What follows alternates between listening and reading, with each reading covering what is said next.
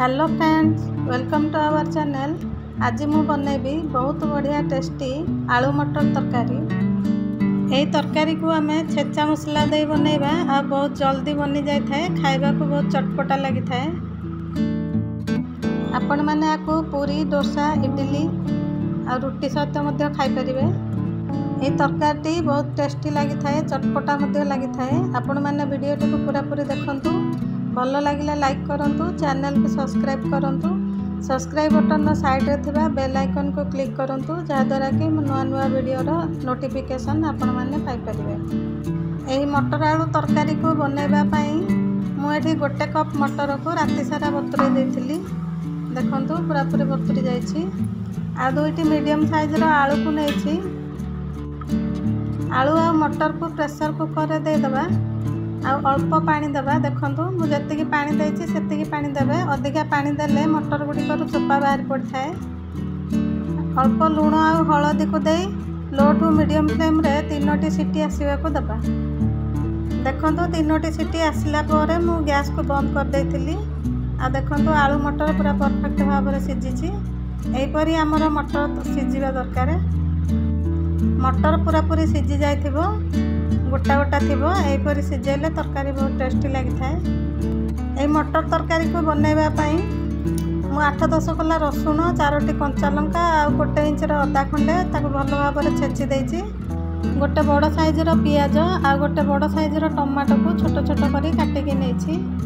एबे गैस लगाई कड़ाई बसाइबा। 2 बड़ चामच सोरिष तेल को देदेबा। तेल भल भाव में गरम हो गला पर 1/2 चामच चीनी आ जीरा सुखला लंका को छुंक करनबा। तापर कटा हो रही पियाज को दे भाजवा।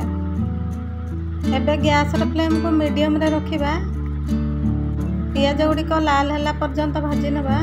पियाज लाल पड़गला पर छेचा हो रही अदा कंचा लंका रसुण को देदेबा। अदा रसुण को अल्प समय भाजी नबा। तार कंचा बास्ना गला पर कटा हो रही टमाटो को देदेबा। टमाटो टिके नरम हो गला पर स्वाद अनुसार लूण को देदेबा। 1/2 चामच हलदी गुंड, कलर पाई 1 चामच काश्मीरी लंका गुंड आ 1.5 चामच करी पाउडर आ किछि कस्तूरी मेथी पत्र को देदेबा। आ भल भाव में मिसाई नबा।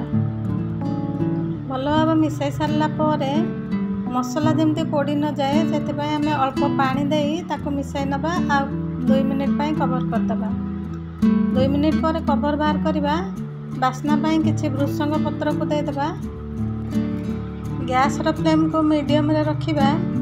एबे 1 छोट चामच धनिया गुंड को देदेबा आ अल्प पानी दे भल भाव में मिसाई नबा। एबे जो 2टी आलू सिझेकी रखिथिले से 2टी आलू को एपरी हाथ रे मैश करके देदेबा।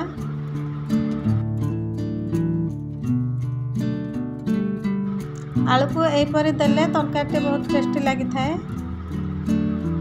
तापर भल भाव में मसला सहित आलू को मिसाई नबा। अल्प समय आलू मसला कषाई हो गला पर सिझा हो रही मटर को देदेबा। मटर को आलू मसला सहित भल भाव में मिसाई नबा। आ 2 मिनिट पाई कवर करदबा।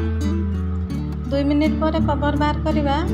आ थरे भल भाव में मिसाई नहीं आवश्यक अनुसार गरम पानी को देदेबा। गरम पानी दे सारला पर मसला सहित भल भाव में मिसाई नबा।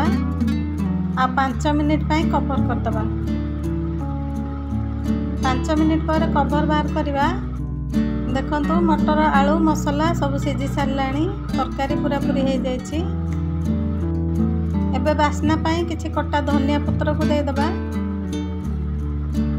गैस को बंद करदबा। आ 5 मिनिट पाई कवर करदबा। 5 मिनिट पर कवर बाहर करबा। देखंतु हमर मटर आलू तरकारी पूरा पूरी रेडी हो जाइछि। आको आमे रुटी, पूरी, इडली, डोसा सहित खाई परिबा। मु आको इडली सहित सर्व करिबी। आपण माने आको बहुत जल्दी बनैबा को चाहुथिले एहीपरी बनांतु। वीडियोटी जदि भल लागिछि आगो को एहीपरी वीडियो सब देखिबा पई मो वीडियो को लाइक करंतु आ मो चैनल को सब्सक्राइब करंतु। Thank you for watching.